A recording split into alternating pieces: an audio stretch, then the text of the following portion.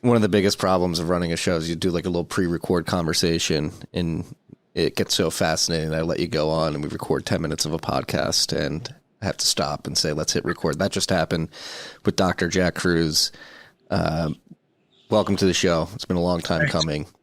And as we were talking about, I think the conversation I had recently with Kevin McKernan really was the impetus for me reaching out to you to get you on the show, because I think you've been doing a lot of work in the same field. And what you're trying to highlight, what you just described to me, is that there is this missing connection that many people have, particularly Bitcoiners, with the history of this biomedical industry that is sort of emerged over the last century and culminated in COVID, the jabs.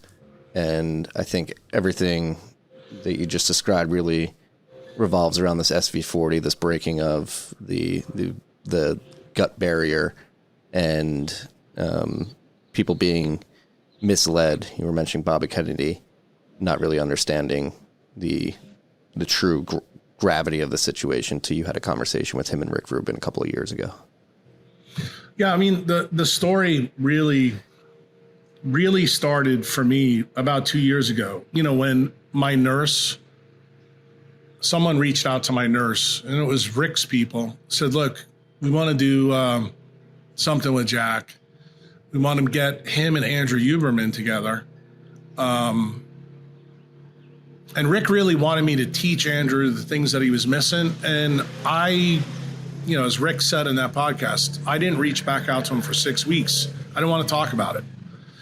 And the reason I didn't want to talk about it is because I knew, talking to a guy that's affiliated with the Stanford Research Institute, potentially it puts a target on my back. The reason why, SRI is a big player in DARPA, and I have been targeted by DARPA for a long time because of the things that I know.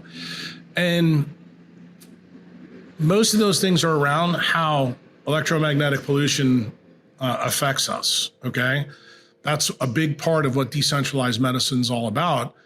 So I was reluctant to do it. And I told Chantel at that time, I said, look, if I do this, we potentially could be opening up Pandora's box where many of the things that will come out are against the paradigm that's present.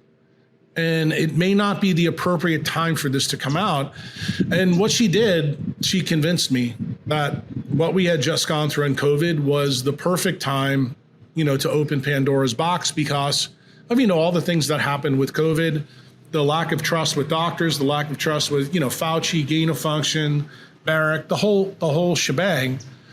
And that podcast, when you saw Huberman act the way he did, and then how he's acted for the last 2 years after it, that he's pretty much ghosted me after I gave him total access to the stuff that he needed to know. So then Rick said, okay, we're going to take it up another level. We're going to do a podcast with Bobby. And this is where Kevin comes into the story. Kevin McKernan, probably, I'd say 6 months to 8 months before that, you know, magically winds up with some vaccine vials. You know, they were spent, expired Pfizer vials. And he put them in the freezer in his company in Massachusetts. And eventually, through some of his own work that he was doing in the cannabis industry, he needed a molecular tool. He didn't have one available. He said, you know, I got these Pfizer vials. Let me go use that. He pulls it up, does some sequencing to get what he needs, and then he notices, boy, this is weird. There's an SV40 promoter in here. So he does what any good scientist would do. He talks to the people at his place, and then he just decides to alert people on the internet. So he goes on Twitter, and you know that Kevin's part of not only what I would call medical Twitter, but he's also part of Bitcoin Twitter because he's a Bitcoiner. So this comes on there, and you know how we all are. We follow, you know, people that we follow. And Kevin was one of the people that I followed because I thought he was a good actor. And he got into a big fight on Twitter with a guy named Philip Buchholz. And Philip Buchholz is a guy that I would tell you is a foot soldier, or was a foot soldier at that time, for the Faucis, the Barracks, the Bidens, the Trumps, meaning he was a paradigm scientist, very wise molecular biologist from the University of South Carolina, and he was very much a believer in the jab, the mRNA platform. He got sick and tired of listening to Kevin on Twitter. So what did he do? He decided to do the same test Kevin did on the Pfizer, and guess what he wound up doing? He wound up proving Kevin correct.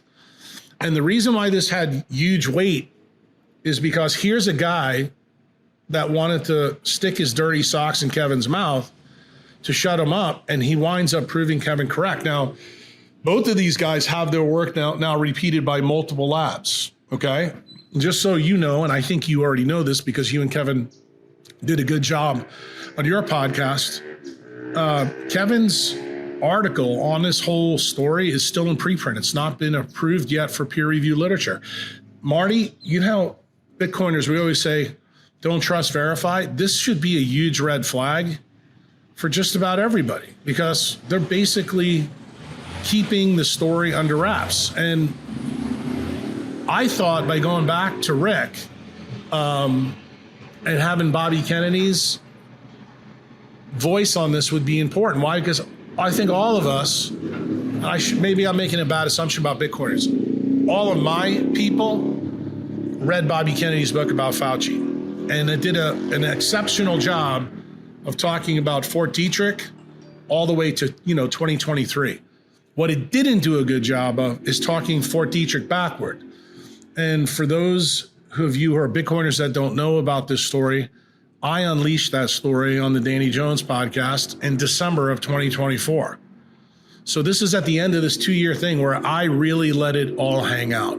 I tell everybody the entire story, but it turned out I told Bobby that day with Rick that the SV40 was in the COVID jabs. So what did that effectively do to the world? I just basically explained that DARPA, the DOD, the gain of function research is a span of 75 years. For those of you who believe that the messenger RNA technology was new technology, that is total fucking bullshit. This is the same problem that we had in the Qatar event. And the Qatar event was when they used SV40 indiscriminately, and I should say by accident, to develop the COVID jabs. Why? Because this was in a pre-molecular biology time in medicine. We didn't know, DNA wasn't even discovered yet. It was discovered in 53 by Watson and Crick. When this incident happens, it's 1951. And Salk could not get the polio jabs to grow in humans. So what did he do? He used the next best thing, which is primates. And he used African green monkeys, and he found out that on their kidney cells that he could grow, his version of the jab. Well, it turns out that Bernice Eddy, who, as I've said many times, Kevin McKiernan is the modern day Bernice Eddy. Bernice Eddy did testing on Salk's vaccines before it went out to the world. And she found out that some of the monkeys still died. Some of the monkeys still got polio. She told her bosses, completely ignored her, to be quite frank with you. And then what famously happens? A guy named Dr. Alton Oshner, who runs his own hospital in New Orleans, Louisiana, it's on Jefferson Highway, brings his granddaughter and grandchild into the medical amphitheater, and he injects both of them with the Qatar Salk vaccine. His grandson dies in 8 days, and his granddaughter gets polio in her leg. She doesn't die. This is, front page news in the Times-Picayune in New Orleans. It even shows up in the New York Times. To this very day, you can search it for yourself to see it's true. Bernice Eddy goes on to not only finding that the virus is still alive and it's not a good situation, she's the one, not Morris Hillman of Merck, which is what Big Pharma wants you to believe. She's the one that finds that SV40 and polyoma viruses are actually in there. And for those of you who don't know what SV stands for, it stands for simian virus. And this was the 40th one, but that means there was a whole bunch of others that were in there. And the government makes a decision to send this out to 350 million people at that time. Basically, what happens is the United States government seeds the world's blood supply, just about everything, with this pathogen. What happens when you look at it now from 2023? You see from the time of the Cutter event to right about where COVID inflects, there's a 50-year history of this huge cancer spike. The reason why this story became very big is because Alton Ochsner was known in my world, in the medical world, as the anti-cancer doctor. In fact, he was the first head of the National Cancer Institute. Nixon actually appointed him to that. And when Nixon took over in 71, remember the war on cancer coincided with them opening up China and him going to visit. Probably the biggest part of the story that people don't know is that Ochsner was tied to Clay Shaw in a big way through the JFK assassination. Why? After Ochsner hires two doctors, these would be like two doctors that the way you should think about them, y'all all know the story of Oppenheimer. You know the story of Einstein. You know the story of how he built the bomb in about 9 to 12 months through Operation Paperclip, bringing all the scientists over here to build it in the desert. The same thing happens with Ochsner and SV40. He hires the smartest lady at the time. Her name is Dr. Sarah Stewart from the University of Chicago. She actually trained at the same place where Enrico Fermi is, where they're actually doing stuff on the Manhattan Project. She's an expert in viral causes of cancer, okay? She's been relatively lost to history. The second lady hasn't been lost to history. She's the one that's probably the most interesting part of this story and how it ties eventually to Kevin and Buchholz. Mary Sherman is an orthopedic surgeon who trained with Enrico Fermi. She's an expert in radiation. In fact, her chops at the University of Chicago are around a disease that's pretty rare. It's called osteosarcoma. It's a tumor of the bone. And she was using radiation techniques at the time to try to treat these tumors. The craziest part of the story is both Sarah and Mary were classmates at the University of Chicago Medical School in 1936. So that's where this link comes in. And Sarah is kind of like, I would tell you, she was kind of like me. She was actually the first person that ever linked viral infection to cancer causation. Prior to that, everybody thought she was crazy, but who didn't think she was crazy? The forerunners, Marty, of what would eventually become DARPA, okay? And that's OSS and ONI, and she was in that operation with Mary. So what happens? Ochsner hires both of them after this event where he kills his grandson, and their modus operandi, Ochsner goes from being an FBI liaison for J. Edgar Hoover to a CIA asset. Some very prominent politicians that you probably have heard of, one specific, Hale Boggs, who was part of the Warren Commission. He was also part of the congressional delegation, along with UEP Long's son, who was the senator of Louisiana at the time, to appropriate a lot of money, clandestine, covertly, to buy a linear accelerator and place it at the U.S. Public Health Hospital on Henry Clay Boulevard in New Orleans. Magically, Sarah Stewart gets reassigned by the military to the U.S. Public Health Hospital at the same time, and Mary Sherman is hired by Alton Ochsner to work in the Department of Orthopedics at his new hospital on Jefferson Highway. What happens then? The first clandestine weapons lab forms in New Orleans. It has multiple different places. It's not one place. You'll hear from other people that know parts of the story, kind of like Whitney Webb, Godwin, I would tell you Judith Very Baker. Judith probably has the best information on the biologic side. But this is the side that Whitney and Mark don't really know a goddamn thing about how it fits this whole story. Who works these labs? Judith is the lab tech. She's a young student from Florida who is fascinated by Sarah Stewart's work. She wins a high school project about cancer in mice. She gets evaluated by the people that Ochsner has out there. He brings her in and says, we'll put you into Tulane Medical School. If you decide to come and work in our lab, You're going to be working under Mary Sherman. The two guys who are what I would call the lab runners or lab techs of this clandestine lab, Lee Harvey Oswald and David Ferry. So for any of you who think this is total bullshit, I can tell you, you don't know this maybe about me, but I worked at LSU. I was a resident there in neurosurgery from the 80s into the 90s. And magically one day I happened to go down into the basement of Ochsner because I spent 2 years of my residency there. And I saw this nuclear weapon-like looking thing laying down and that we use for targeting for brain tumors. And it just dawned on me to say to the biophysicist that was there, how in the hell does a small little community hospital have $100 million piece of equipment? I said, we have trouble getting equipment for spine surgery here. How do we get this? And he said to me, he goes, well, this is above my pay grade. He goes, you probably need to go talk, to some other people. So I went to talk to my mentor in neurosurgery, and he just chuckled at me. He goes, you don't know this story, do you? So he sits down and tells me bits and pieces. And then I decide to go back and talk to the principals. 6 months prior to me going to Ochsner, I had a nurse that worked with me in the emergency room at Charity Hospital. Her name was Virginia Garrison.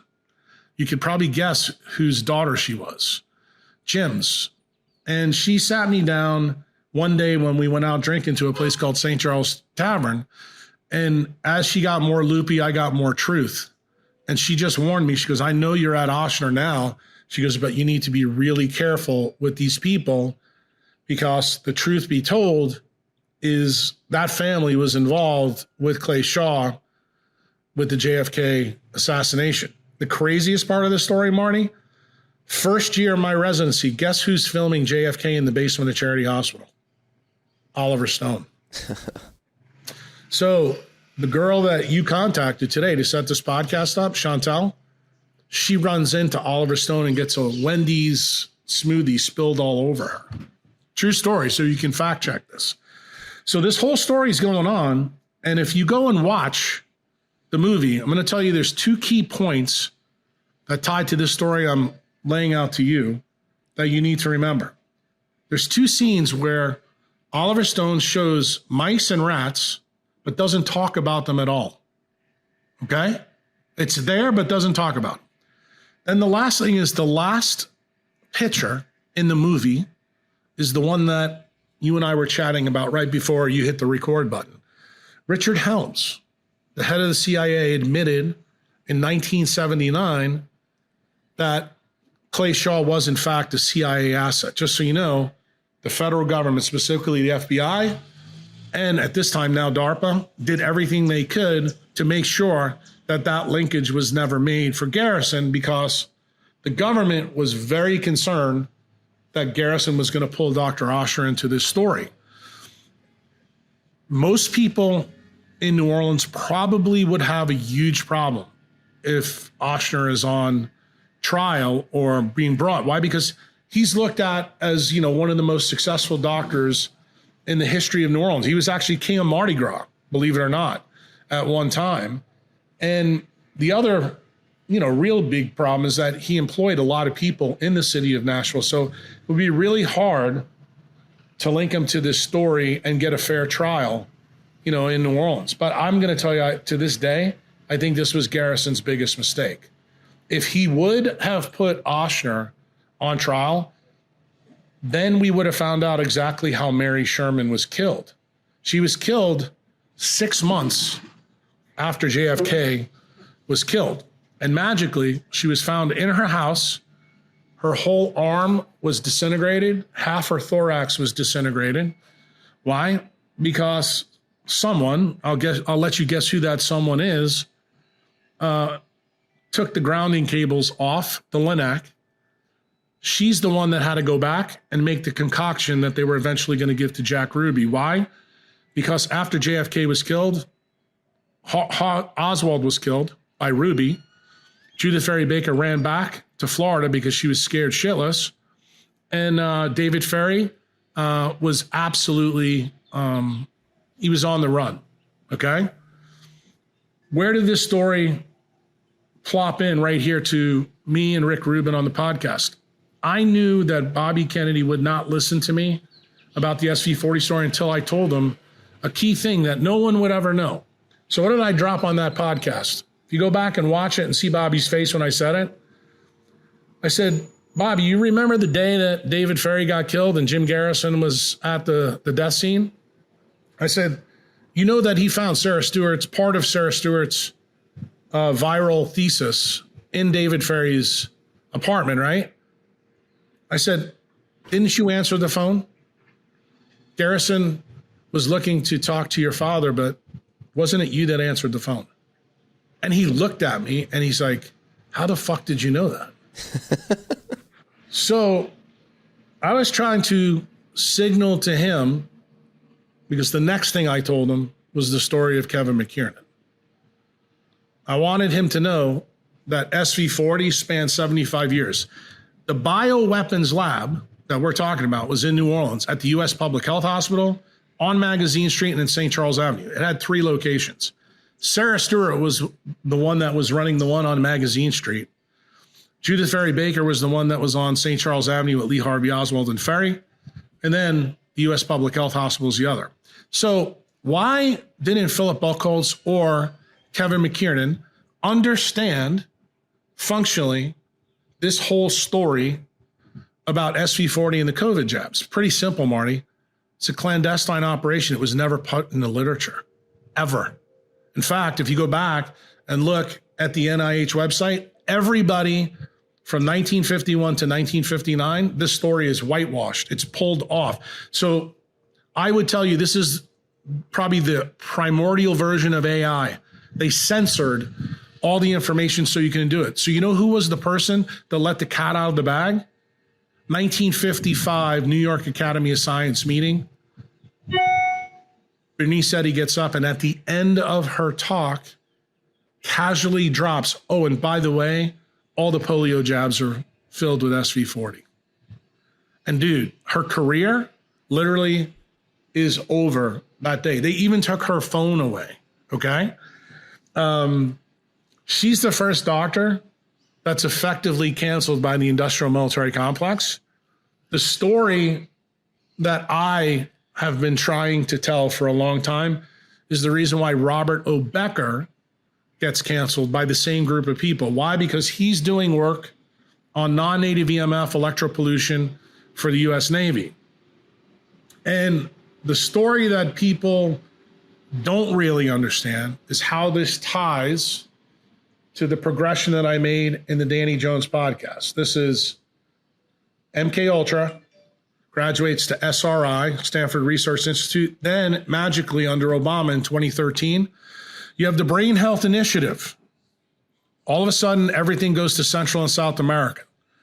So I would have thought in some of these podcasts, you know, ones I did with Danny, ones I've done with Adrian D'Amico, ones I did with Bulwark, but the last one, the big one, was when Breedlove came down here for 4 days and interviewed me, told them bits and pieces, and no one's asked me the real question.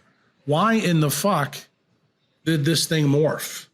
Well, turns out another guy, a part of this program, is a guy named Alan Fry. In the late 60s, he takes the work of Jose Delgado, the guy that everybody knows about the bull and the wires in the head. And then I told Danny at the end of this process, they found out they didn't need wires, they didn't need chips, they could do it with light. And he goes, what? That is the last part of the story that nobody seems to understand. So they begin to realize that they can use light frequencies to destroy the leptin melanocortin pathways in the brain to control people. They don't need LSD. They don't need mescaline. They don't need anything else, okay? And the reason why this program gets changed is during its evolution, they find out that people that have heavily melanated skin are the most difficult to control, okay? So there's another DARPA program that you may have heard about. I'm sure Whitney Webb and Mark Godwin have heard about it, but have never linked it to this story. It's called the Targeted Individual Program. In other words, how you control people utilizing remote technology. Well, who's the guy that actually really discovered this whole thing. Alan Fry. Alan Fry is looked at a good guy in my world. Why? He's the first guy that showed that when you zap a brain with any type of electromagnetic radiation, it opens the blood-brain barrier. So you can take bad shit and get it in. What magically happens in the United States at that time? People start making processed food. What also magically happens? Drugs start to come on market, and they have a lot of fillers and preservatives in them. Guess what all those fillers and preservatives and all the fake processed shit was really about? It was about figuring out how to get toxins from your gut into your brain so that you could electromagnetically target them. That is actually what happens between MK Ultra into SRI. What do they find out in SRI? Where does the program stall? 2008, 2009, 2010, 2011. That's magically when Obama says we're going to get rid of incandescent bulbs, we're going to go to LEDs. What do they find out? Because LED bulbs remove UV and red light, have a huge blue spike. It turns out the blue spike can actually be used to control people through the dopamine pathway. How does that work? You go back and listen carefully to what I said to Danny, and he clearly didn't get it, even though he's done podcasts with people that told him this in the past. Dopamine, or I should say melanin, breaks down into dopamine. If you open the blood-brain barrier, dopamine floods the brain and it causes brain damage. Anybody who's a healthcare practitioner, I guarantee you when Kevin listens to this, he'll understand it, knows that when we use dopamine in an ICU setting, we have to be extremely careful with it, when we're trying to elevate their blood pressure, because a low dose, a medium dose, or a high dose can kill you. When people are in the ICU, they're around electromagnetic devices. This is the reason why. Because we're flooding their brain with dopamine, we're flooding their brain with serotonin. There's even something called the serotonin syndrome that y'all can look up and fact check Uncle Jack. This is the key things that Alan Fry finds out for DARPA. And then what does DARPA originally do?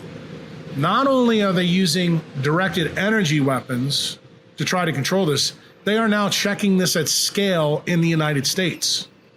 So what two things happen at the end of Obama's term that you guys may remember that's tied to this story? There is two things that happen. The first thing is a young African-American attorney who went to Florida State named Myron May goes into the Florida State Library with a gun, shoots the library up, doesn't shoot anybody else. And what does he do? He sends 10 people a package with the story of what I'm telling you right now. And he says, I know they're targeting me, but I don't know why. How did this all start? It's a very interesting story when you delve into it. He's comes from a poor background, had no medical problems. He had a Fitzpatrick score of 4. He wasn't like Nairobi, Kenya, but pretty dark.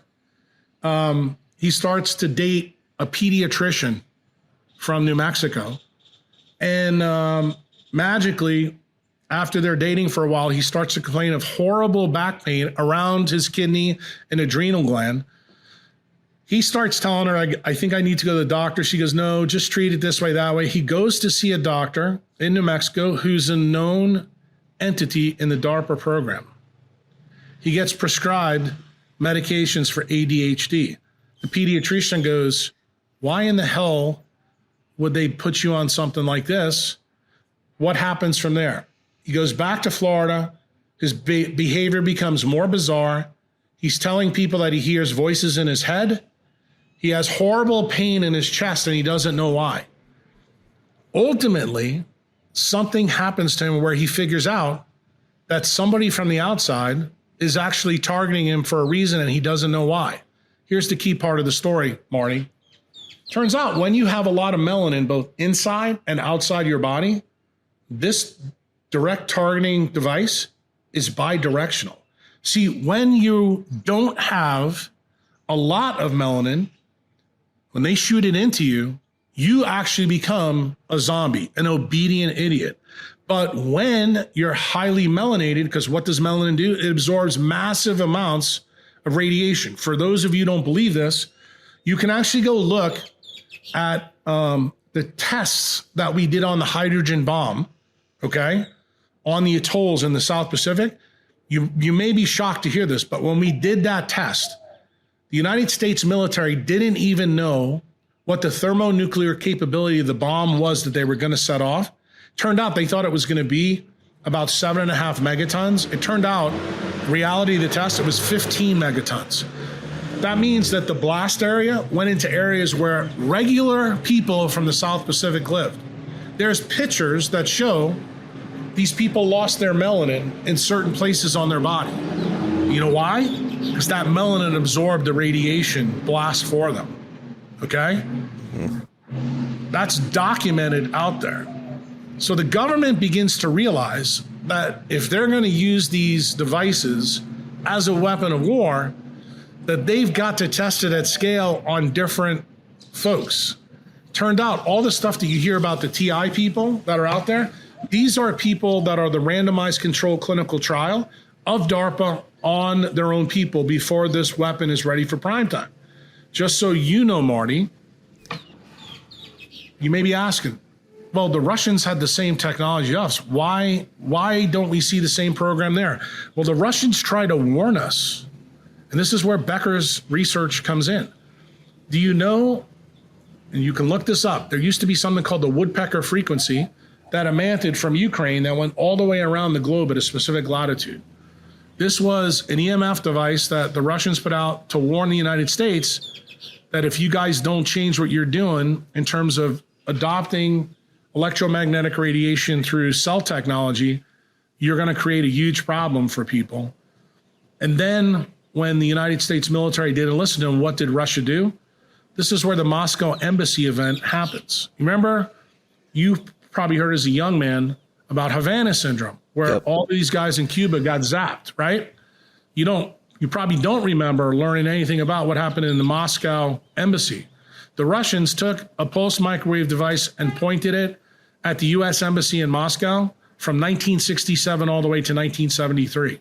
In that time frame, they had more diagnosis of tinnitus, Meniere syndrome, voices, mental illness, but here's the big one. We had 3 straight ambassadors develop blood cancers. Okay? Turns out in 1973, Henry Kissinger, Secretary of State, has to give hazard pay to anybody who was in the embassy at that time. Do you know how they solved the problem? You want to know where the idea of tinfoil hats came from, my friend? They put tinfoil all up in the U.S. embassy when they found out what the Russians were doing. And what did the Russians tell them?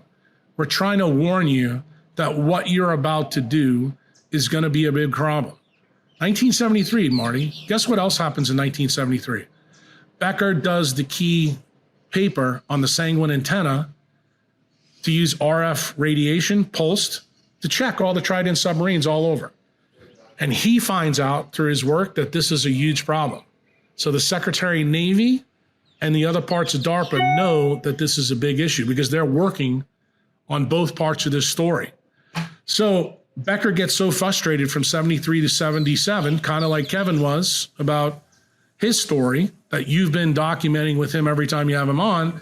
And he goes on 60 Minutes and tells the world the truth. Guess what happens to him? He gets fucking Bernice Eddied. Literally, they take all his money away. How do you censor a scientist? You just take their money away. And basically, a guy that's twice nominated for the Nobel Prize for his work in tissue regeneration, utilizing bioelectricity, gets zapped. Why? Also, the government continue this DARPA program that then gets morphed in 2008. First to get rid of incandescence and then to put LEDs, then it gets even more nefarious. Obama says we need to figure out how to get brown people more controlled. So they pick Central and South America. Why? They've got a good mix of Fitzpatrick's 2s, 3s, and 4s. They go down there and they start to perfect the targeting.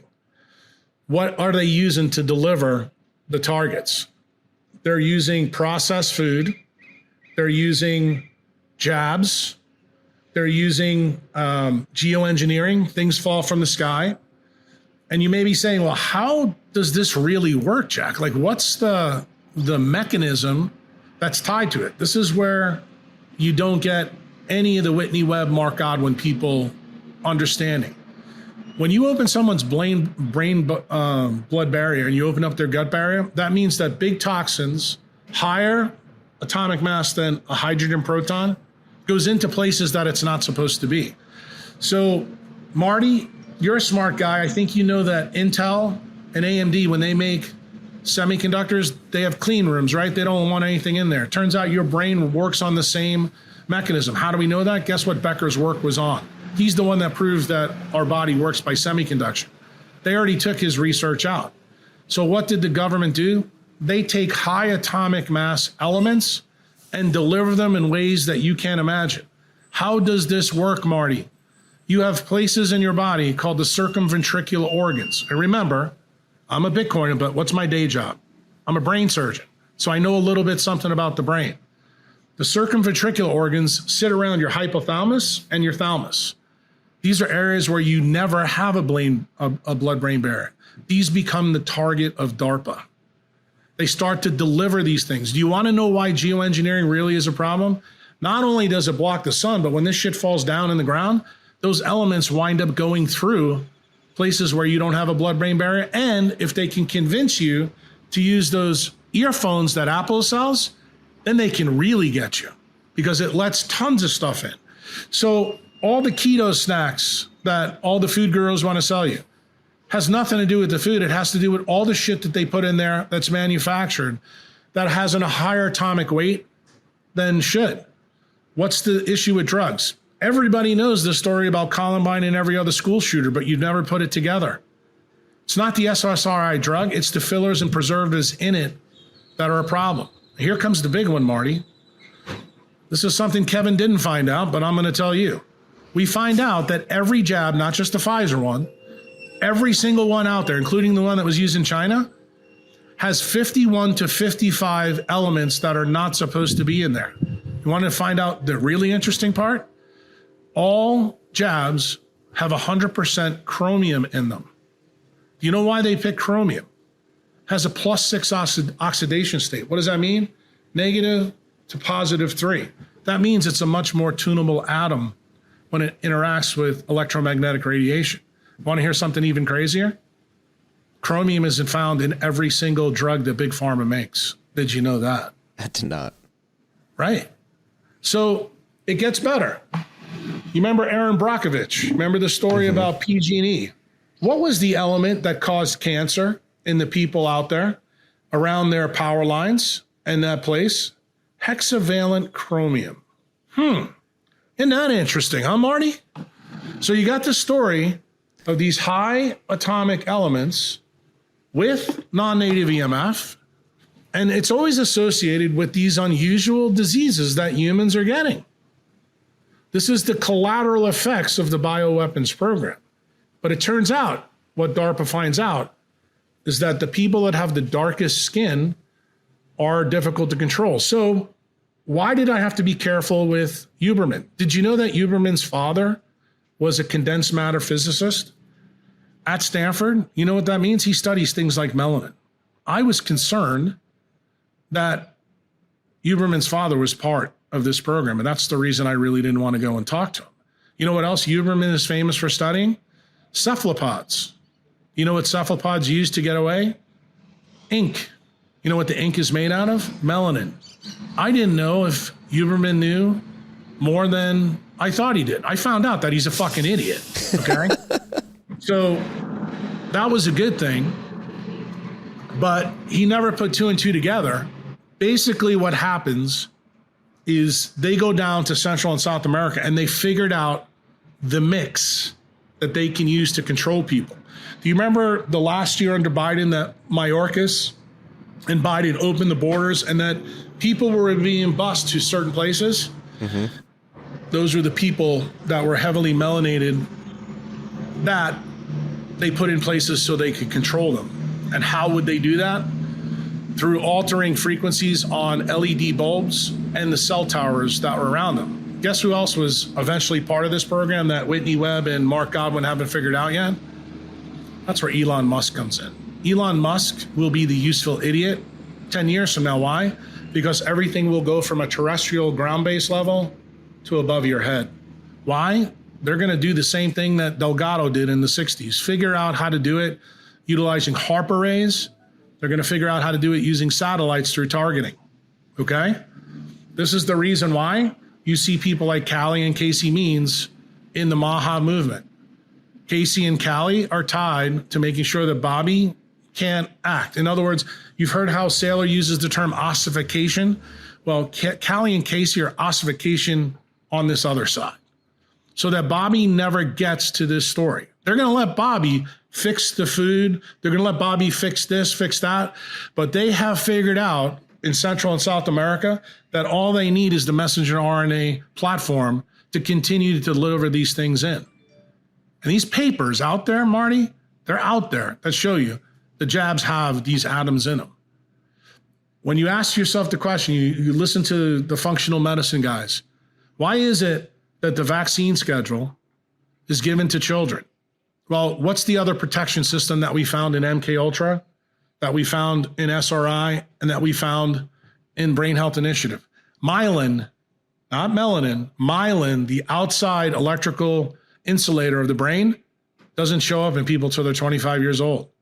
So if you wanted to create billions of useful idiots to control, wouldn't it be smart for you to get your technology in them before their brain was myelinated or their skins or interiors were melanated? So this is the reason why from 1986 to right now, we went from 6 vaccines to 72. Because the more of that you get in, it's like having an A team, a double A team, or a triple A team. Got it? Yep. That's what's going on. So to give you some more juice for this, before Myron May did his little maneuver at Florida State, do you remember the guy that went into the Navy yards in Virginia and Baltimore? Do you remember the key thing that is very hard for people to find now?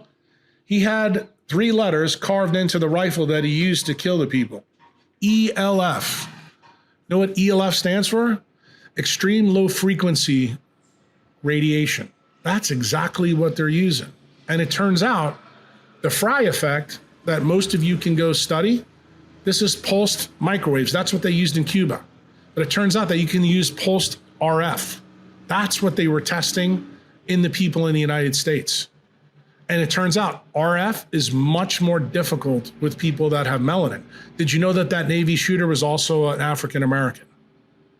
Now, he killed 13 people, but he killed the people that he thought were targeting him. Got it? Mm-hmm.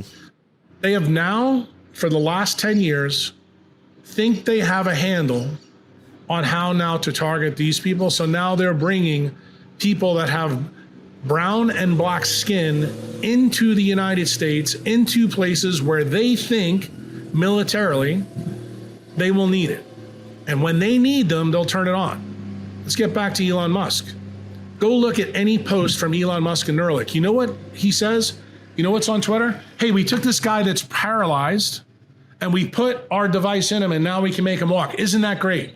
So that's the utopian side of the technocrat. But you know what? You know why they're doing that? They always that? start you know with the paraplegics. That's how they sell but do you it. know why? You can laugh, but I don't want you to laugh because I'm not laughing. Do you know why they picked them? No. Because people that are paralyzed have an open blood-brain barrier. People that have neurologic damage have an open blood-brain barrier. So guess what? They're the ideal people to treat. Do you think Elon Musk knows this? No, I don't think he does. But I think they do. In fact, Elon Musk just came out in the last 3 months and said non-native EMF has no effect. That's how I know he's the useful idiot. If anybody should know that it has an effect, it's Elon Musk. He's a fucking engineer. But guess what? He doesn't know anything about Becker's work either. Why? Just like Bernice Eddy, it was whitewashed. That's the reason why Kevin McKiernan didn't know anything about it, why Philip Buchholz didn't know anything about it. So what am I telling you right now? Why'd I go to Prague, Bitcoin Prague, to warn all you motherfuckers that have Bitcoin that they're going to do the same thing to you. And if you think I'm lying to you, Marty, you can do your homework on this one. Recently in China, they just targeted someone in the Ethereum network that had $1.4 billion and got him to sell his money. Do you know why? He was programmed to give his keys up. So here's why I really want to talk to Marty Bent. I don't want any Bitcoiner to remember their seed phrases ever again, because now they have a way to get it. Got it? That's my message. That is really my take-home message for guys like you, because guess what? They killed Satoshi. Okay? They know they can't control it. Now they're trying to figure out ways they can get to it. So the SV40, as I said in the Danny Jones podcast, is to taper the Ponzi scheme. It's to kill a lot of people that are due money. When I told Kevin that, he was stunned. Kevin gets where I'm going with all of this, but this part of the story that nobody has really asked me about, like, how do all these things fit? Why are they all there? I decided Marty Bent was the right place to drop the nuclear weapon. Why? You're a Bitcoiner. You've had Kevin on multiple times. You've talked to Whitney Webb. You've talked to Godwin. You've talked to all these people. But you know what? Uncle Jack's getting really fucking frustrated sitting here in El Salvador with you guys mentally masturbating, not putting everything together. Why? Because I'm worried about you, Marty. I'm worried about Bitcoiners. We have made the correct decision. The biggest criminals in the world are in Washington, D.C., but they're in the Pentagon. And they are controlling the idiots that people keep voting for. The reason we keep voting for idiots has a lot to do with this story that I'm telling you right now. And the fact that Elon has uncovered through Doge how the whole program's working, this is a good thing. But that's why I'm telling you, I think he's not a nefarious guy yet. He's being groomed as a useful idiot. This is exactly what General Groves did in the Manhattan Project.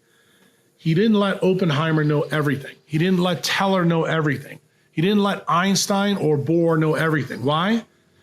The architects of the whole plan, they're the only ones that knew everything. And right now, guys that are in and around Trump, specifically Bessent, Lutnick, Elon, Peter Thiel, these are the guys that are all being used to actually change the Rockefeller, Rothschild empire into a technocratic control. Remember, you don't need to control money when you can control people.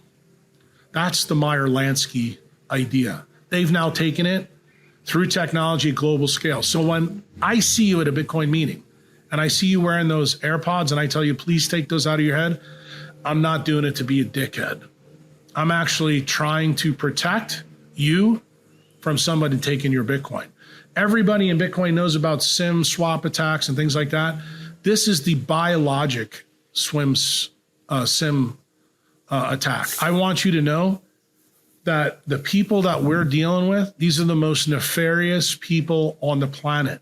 They cannot be trusted at all. I'm going to say something here, first time probably publicly on a podcast. This is the reason I no longer trust Michael Saylor. It's also the reason I no longer trust Cynthia Loomis. Cynthia Loomis, most of the things that she's saying, she tells us the things we want to hear, but she's keeping guys like A16Z and Mark Andreessen in the game, and the jackasses from Ripple, so that they can keep getting their PAC money. That's really what the goal is. That's what the whole stockpile reserve bullshit's about. This is the reason why Trump is, showing the world that he's a shitcoiner, because he is. He knows that he has to replace all this USAID money with something else. And that's the game plan I think's going on. And I think the thing that worries me about Saylor the last year, he's done a lot of good things for us. But the one bad thing is he keeps harping on this store of value and not, using it as currency. I'm just going to tell you that that is a very slick way to get people to realize the most important part of Bitcoin is a loyal title. It means self-custody. Self-custody is a loyal title. And if you allow somebody to take a loyal title away from you, you are a fucking idiot. And I think we're being conditioned right now by this big corporation that owns 500,000 Bitcoin to be okay with letting Scott Bessent and Coinbase, Kraken, even, the one person I trust right now is Caitlin Long, because she's the one, in 2018, 2019 started warning people, hey, this whole thing about banks custodying Bitcoin is probably not a good idea. And then she's the only person I know that's pointed out why Larry Fink and Lutnick came together about the ETFs, why the ETFs are another way for which them to try to control the Bitcoin market, in nefarious ways. And I think when you see this whole story laid out and where it started, the biologic side is so incredibly important in this story, Marty. And that's the reason why I'm very, very happy, that you have highlighted Kevin. Kevin is involved in this. He understands, the 5D warfare that's really going on here. I want everybody to know, stay and be a decentralized savage, but you need to be way more vigilant than you think. Yeah. That, yeah, you are connecting a lot of dots here too, particularly bring it back to Kevin and what's happened over the last 6 months, like RFK specifically. I mean, you, Raul McCauley on the Danny Jones podcast and really called it out. Like it's almost like a limited hangout. We're shifting from focus on the jabs to preventative health, which everybody knows is a good thing, but it has been odd that the focus on what I would deem to be a crime against humanity has been swept under the rug. And then even Kevin, he's been attacked by people in that sphere, Alex Berenson specifically, who was part of the Twitter files. And it seems like anybody is trying to get this information out either gets co-opted or... Well, there's another one, Sasha Lapatova. She's also a spook. And she has been trying to undercut Kevin for a while. Kevin is too nice a guy. He's not going to call it out, but you probably know me from my Twitter. My mouth's not a fucking bakery. I'm going to go after people when I think they're doing nefarious things to savages. And I look at anybody who owns Bitcoin as a savage. You may not be wise about the mitochondrial health side of things, but I look at it like I'm that old Bitcoiner that's lived through a lot of this stuff and know how this process has been put together. I can tell you that I was brought into Bitcoin by somebody who's being harmed by this DARPA system that knew a lot more than you think he knows, and sold it to somebody who now is the modern day Lee Harvey Oswald. I want people to know really what's going on, because I've just made a lot of predictions to you, Marty. You're going to be able to now follow and track this. A lot of things that are going to happen are going to make sense. Maybe now you can begin to understand why Larry Page and Lutnick were in the Oval Office with Trump and said, hey, I think we should start selling warrants, on vaccines and things we use, and we should make money off that. I want you to think about how such a shitcoin idea that is when you actually think about it. And, just so you know, I made sure I told people in Bitcoin Clubhouse, specifically American HODL, and one of the guys working on, Lummis's bill, Zach Shapiro. I said, I'm just telling you, fucking Lutnick is absolutely someone you need to avoid. He is a huge problem. And when Trump moved him from Treasury to Commerce, I was like, okay, still a problem. And then when he brings Brissett in, I'm like, dude, this guy's chops, he's a Fabian. He's tied to Alan Dulles. He's tied to the World Economic Forum. I like some of the stuff he's talking about with tariffs and things like that, and going back to a time, before the Federal Reserve Act.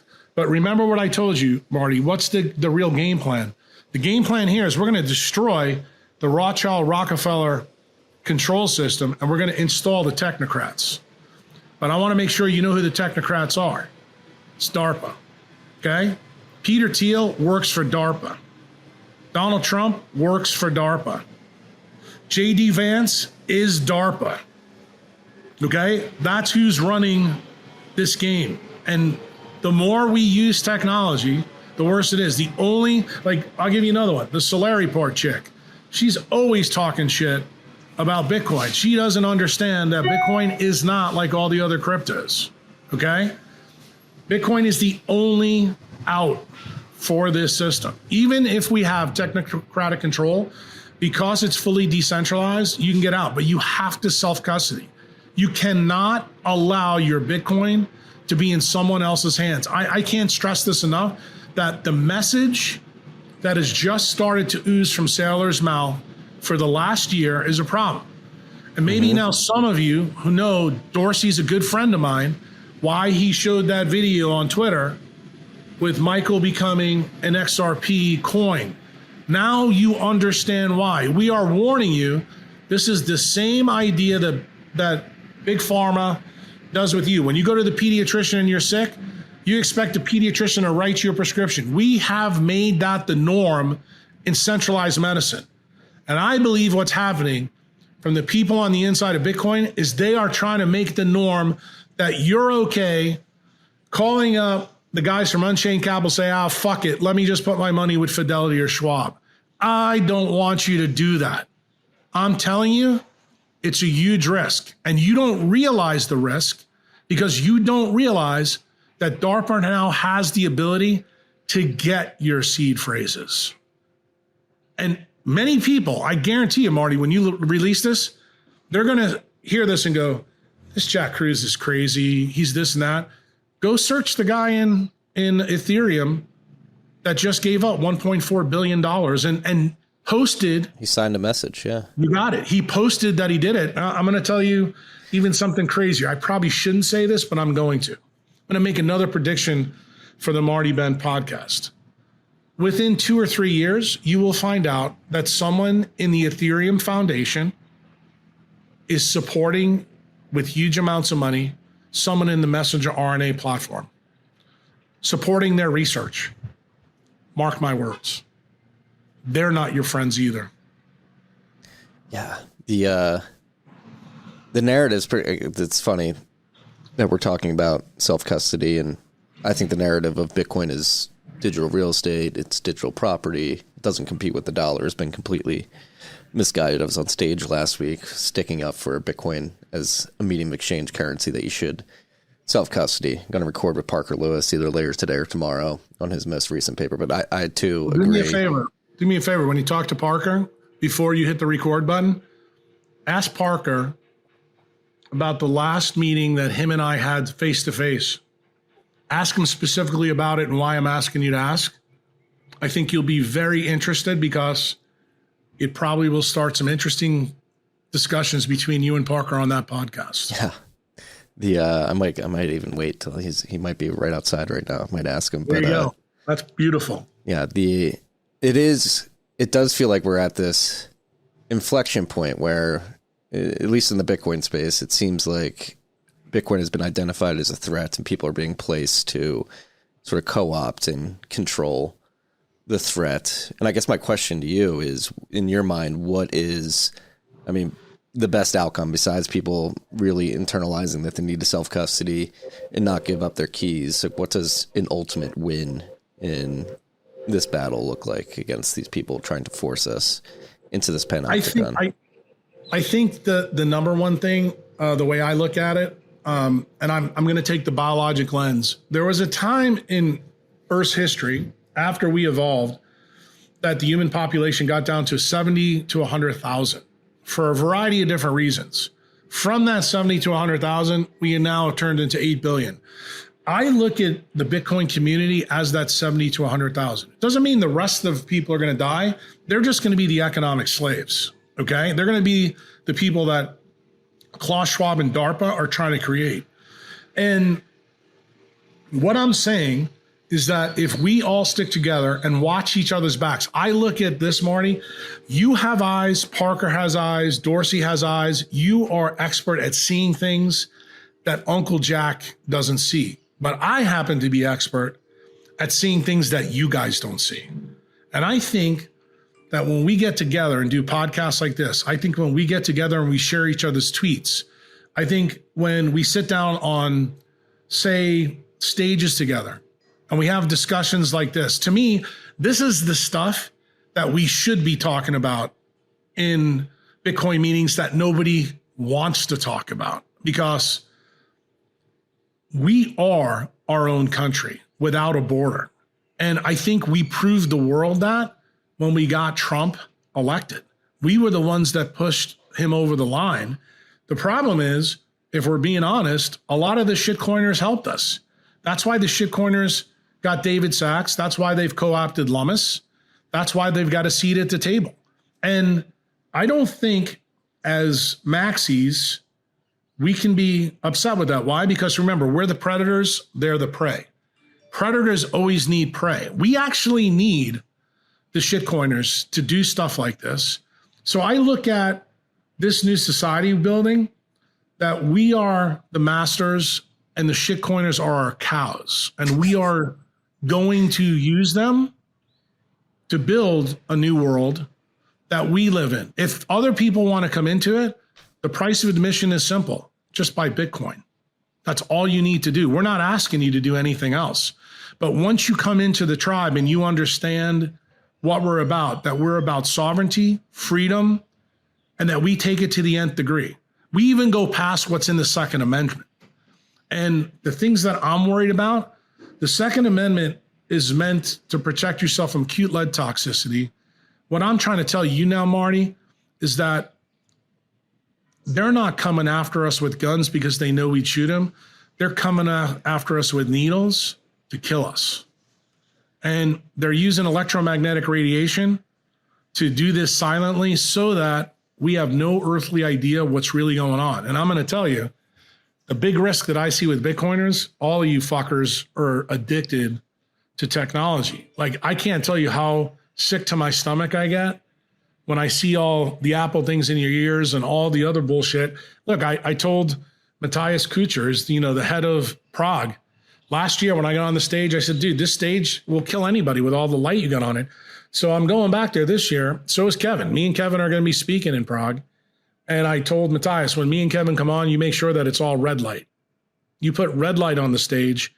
And I said, then we'll be A-OK. Why? Because really, Marty, the message that I want to get to people is actually the message that I'm delivering to you on this podcast. I want every Bitcoiner to know, you don't have to like me. I just want to make sure that you have Windex on your glass eyes and you know who the enemies really are.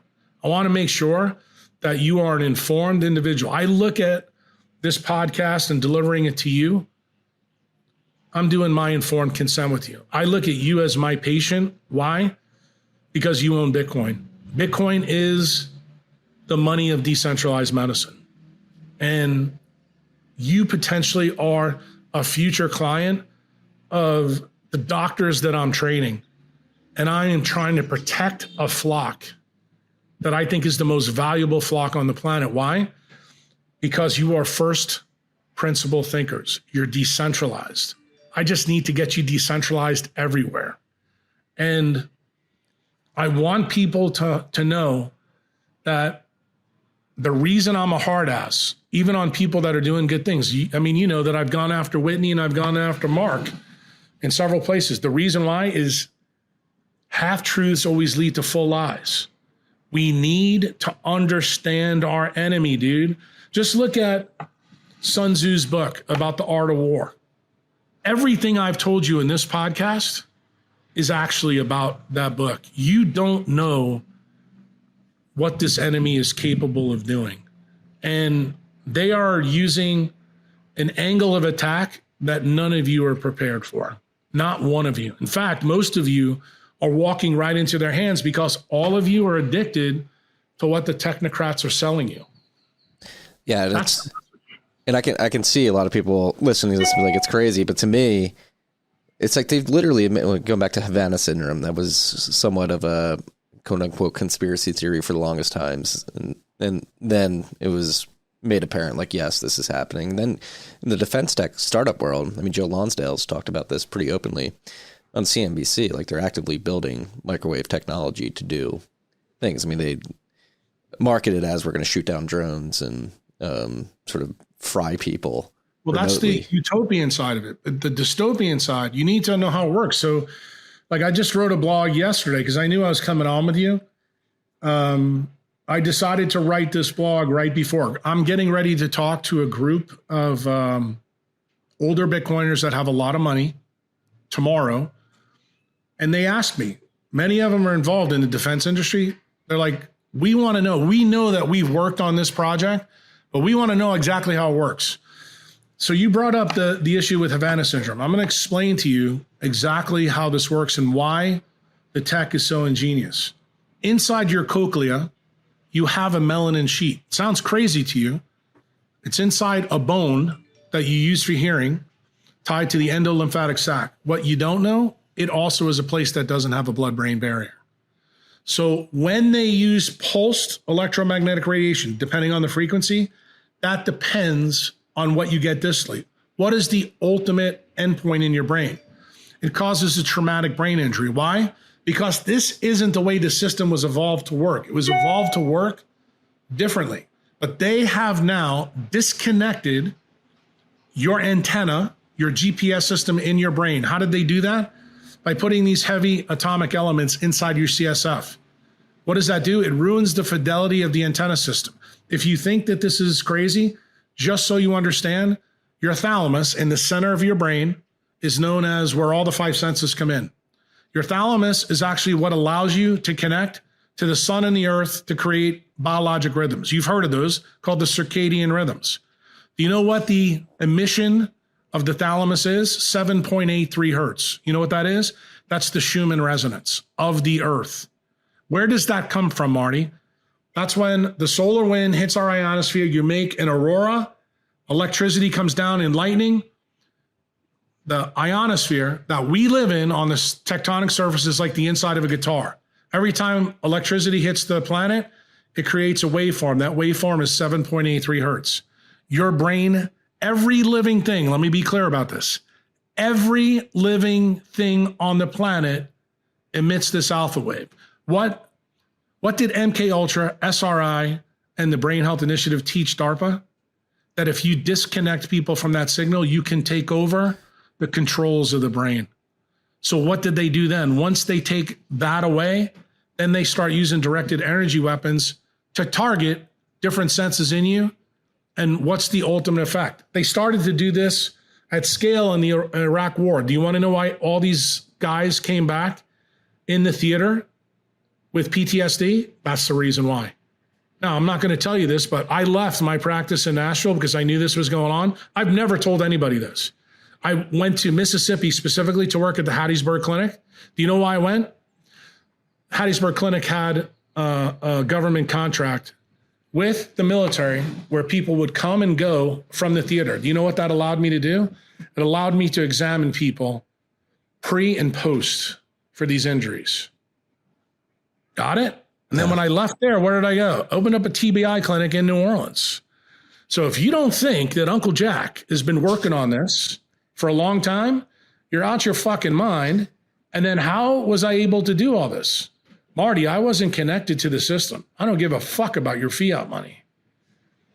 Bitcoin is what allowed me to stay outside this system and do this. That's the key.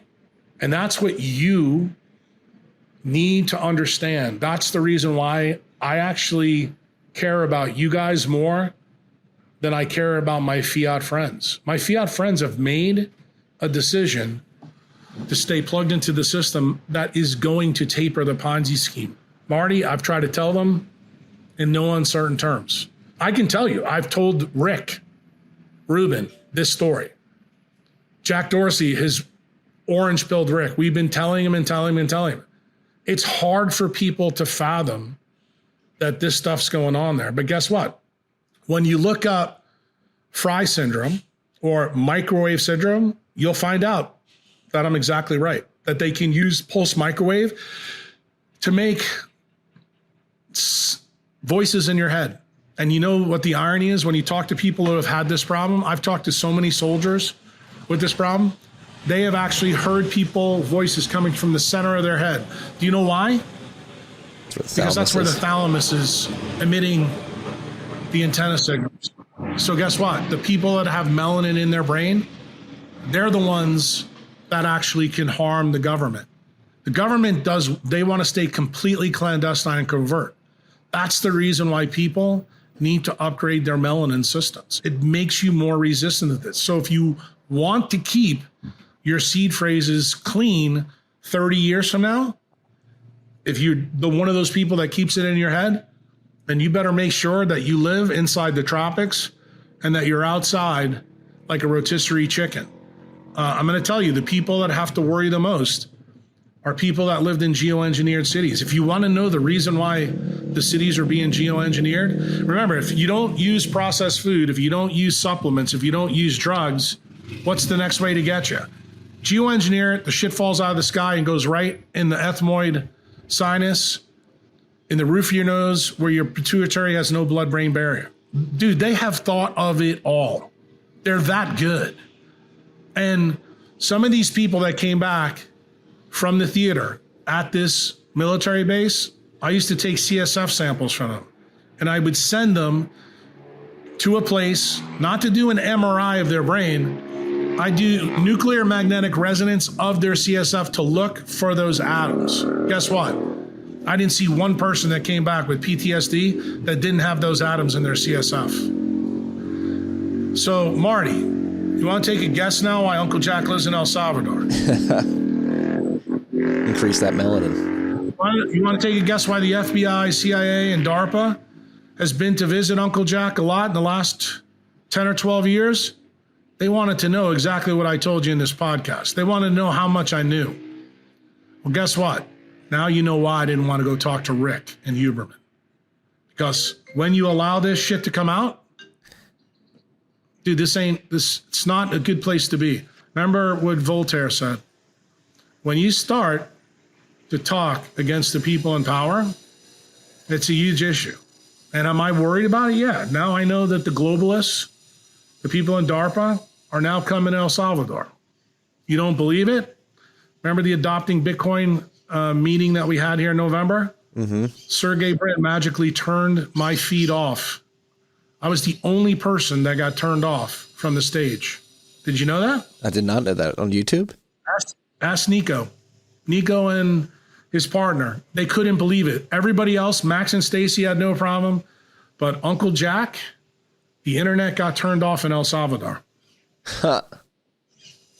That is fascinating.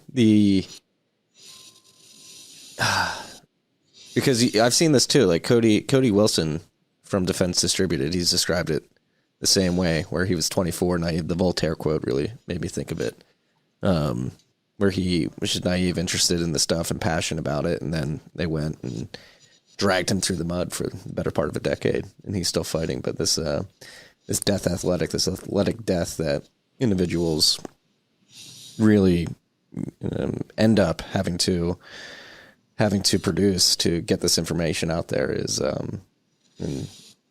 well, I have to put almost all of my stuff behind a paywall. Why? Because you mentioned before about the Callie Means, Danny Jones, and Mary Talley Bowden podcast. I just want to make sure you understand.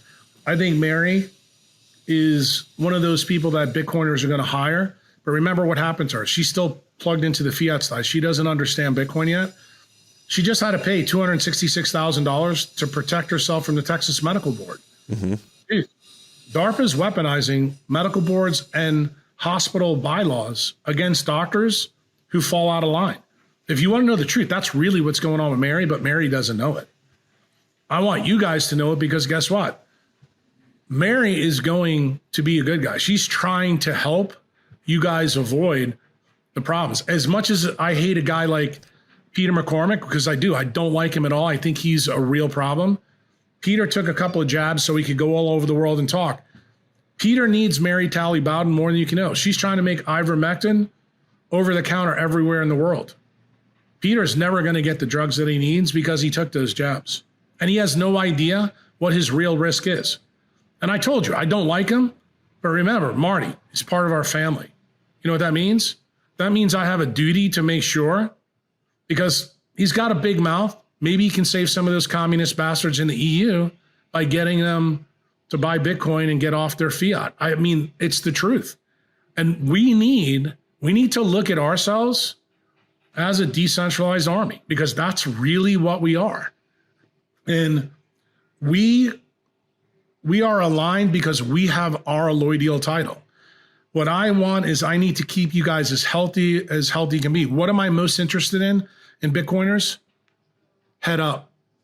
Okay. I want you guys to be so freaking smart and become first principle thinkers, because I'm just going to tell you, it's just not good enough to be intelligent. You have to realize that first principle thinking is decentralized thinking. It's the thing that will keep you out of making mistakes in your life. Like why you won't take affiliate codes, why you won't, sell supplements to hurt somebody. This is the reason why I do things that are crazy. Like people ask me all the time, Jack, why don't you tell people who's got the best red light? Because the best red light's the fucking sun. Okay. That's the reason why.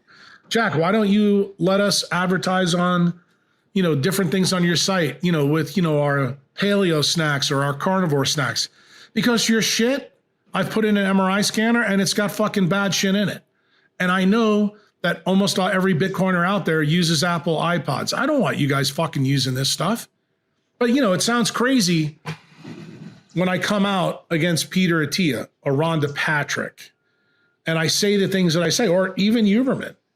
They have no idea why I'm telling you what I'm telling you, because I have had to be clandestine. That's why most of my stuff is behind Patreon. When you guys go read my quantum engineering series and you're a Bitcoiner, you may not know a lot of science, but you know what you're going to do after you hear this podcast? You're going to go, Jack just taught us absolutely everything that we're going to need to know for the next 50 years, how to avoid this technocratic system that's replacing the Rothschilds and Rockefellers. Because I got news for you. You wonder how much power this system has? The guys that put their fingers on the nuclear codes, they're worthless too. Nuclear weapons are worthless in this. Jason Lowry hasn't even gone far enough. His book, he ain't where I'm at. Why? Because if you can control the people that control the nuclear codes, what good are the bombs? You can use them anytime. You can have somebody who's not even in the tight circle start the whole mix. So like the story of what's going on in Ukraine right now, the story that's what's going on in Russia, bro, one of the things that Trump has done that I think is good, I don't think Russia is our enemy. I think the people in Ukraine, the people in the Middle East and that desert, those are the people that are our enemy. Those are the people we need to be really careful with. And those are the people that keep pushing us to all these wars. We need to stay out of wars. We need to focus on building our country back. But the savages that are in that country need to understand they need to build citadels to protect themselves from the people that are in Washington, D.C. and the Pentagon. Why?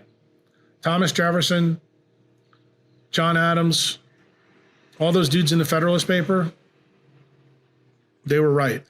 It's the bankers, now the technocrats. I'm going to tell you, when we come together at Bitcoin meetings, we need to have a Continental Congress, but it needs to be filled with Bitcoiners. Parker Lewis is one of the perfect people, I think, for you to talk to after talking to me, because Parker gets this. Parker understands.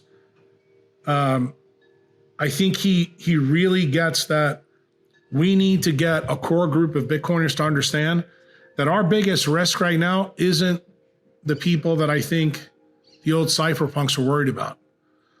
The bankers are now small potatoes. The guys that are in the Pentagon are the ones we got to worry about. Yeah. I completely agree. And on the getting immersed in wars in Ukraine or Israel, this is what I tweeted out last night. It's our true policy to steer clear of permanent alliance with any portion of the foreign world, was George Washington in his farewell speech. We need to get out. Right. And that's why I love coming on and talk to you, because look, I follow your tweets. I know you and I, you can tell the people out here, you and I have never met. We've never talked, but we kind of have. We both have an ambient awareness of who each other is. And the ethos that you put in that tweet is exactly where I come from. George Washington easily could have been a monarch for what he did in the American Revolution. But what did he do? He said, no. He goes, I don't want to become what I just replaced. He goes, if we're going to do this, we need to do it right. The documents are out there. Let's follow the documents. And what I'm saying, I guess, to you very clearly, and as I told you before, my mouth's not a bakery. Our founding document is that white paper. Don't forget it. And make sure that the people that are around you that you trust the most that they see it that way too. And those are the people that we build our world around. We can still have our world in the middle of this fiat shitstorm. I don't need the government to have an SBR. I don't need the government to own Bitcoin. Why? I need fucking savages to own Bitcoin. And I need savages to know that they have to perform supreme self-custody. I mean, you ask Parker Lewis, I've probably sent him more people than you can imagine. In Nashville, one of his guys came up to me and said, Jack, we'd like to do something for you, off the cuff. You know what I told him? I said, fuck that. I'm not interested. You take care of these savages. That's all I want you to do. These are our people. These are the people that we're going to build this world around. And dude, I believe that. Like it's part of my DNA. It's part of the reason that I've said publicly that Kevin McKiernan, he doesn't need a Nobel Prize because the Nobel Prize isn't good enough for him. He needs a decentralized Nobel Prize. We in Bitcoin need to come up with a prize for people like Kevin. Maybe we all chip in and it's 1 Bitcoin a year that we give to somebody who represents what we want. That way we can resonate out to the fiat cucks out there what we're about. I completely agree. Own the frame, own the awards, own the narrative. I think this conversation is going to be big for the narrative, and hopefully it's the first of many, because I think the noise is only going to increase from here as things accelerate. And like you were saying on the strategic Bitcoin reserve, that my newsletter this morning was the real strategic Bitcoin reserve is the Bitcoin held in wallets of the public, individuals that make up that public. That's the true. And I totally agree with that. And I'm glad, this is more proof that quantum biology is acting through this global electric network. You write that, and then I come on here and we talk about it, but neither one of us talked about it beforehand. That's quantum entanglement, my friend. It's just like the story, that I told Huberman and Rick, and I told Breedlove about the kid with that got killed and whose heart was in someone else about the French fries. It's exactly the same thing. People don't understand that brains can be yoked together.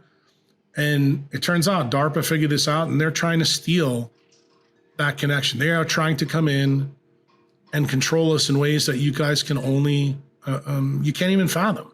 And as long as we keep our connection strong and we keep resonating with each other, we're all like tuning forks that are out there. And I don't expect everybody to know the hardcore science.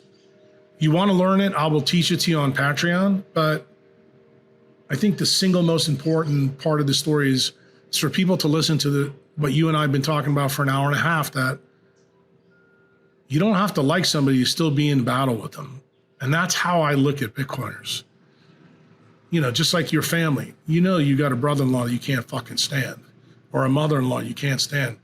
Doesn't mean when the chips are down, you're going to throw them in a wood chipper. You just may talk shit about them at, Thanksgiving. But I feel the same way about some of my patients. I treat them like drill sergeants. Why? I'm trying to get them ready for the battle that's coming. That most of them don't understand, what the art of war that DARPA can use against us. And once you're aware of what your enemy is capable of, then guess what? They can't hurt you, because you'll know how to counter their moves. And here's the crazy thing, Marty. What I learned in studying MK Ultra, SRI, and the Brain Health Initiative, that all one needs to do is make like the Sphinx and eat like a great white shark. It's the simplest decentralized message you could ever imagine. Ground every morning, look to the sun, and make sure you get enough sun so that you can absorb anything they throw at you. And I mean that literally and figuratively. If you do that, you're good. I think a lot of people, at least in my circle in Bitcoin, have been taking your advice to heart. Sun, steel, stay away from big pharma, eat pure foods. It's certainly affected my life. Well, I'm going to say one more thing that I think I need to say, and I don't. This could be a rhetorical question, or you can get into it. I'll tell you one of my big concerns. one of my big concerns is when we get our meetings and we come together. I think we're becoming fish in a barrel for them. I think we need to start thinking about doing our meetings from now on in a decentralized fashion. I think we need to do it like this, online only. And I think we need to separate it up. Just like the federal government doesn't keep everybody together on Inauguration Day. I think we need to be a little bit smarter about that. I completely agree. And David Bailey's probably going to hate this, but sorry. Dr. Kruse, thank you, Jack. Uncle Jack. I'll start calling you Uncle Jack. Thank you for this. Again, hopefully the first of many. I've got a lot to digest here, but I think I'm picking up what you're putting down. Good. I'm glad to hear it. Yeah. A lot of information, freaks. What I would say is take it in. Don't be openly skeptical. And no, I want you to be skeptical. I want you to be a Bitcoiner, but just remember, for the new Bitcoiners that maybe haven't heard me before, maybe the first time they're hearing from me is because it's your audience. I gave you a lot of things that you can go and look and fact check Uncle Jack. You're going to find out. There's one thing you'll find out about me. I do my homework. I do it a lot better than you think. And when I connect the dots for you, and trust me, have I delivered this message to the highest levels of government? Yes, I have. Do I trust any politician? No, I do not. Now I'm watching that I've injected the chaos into them to see what they do. We'll see how it goes. Yeah. But right now, I don't trust any of them. Yeah.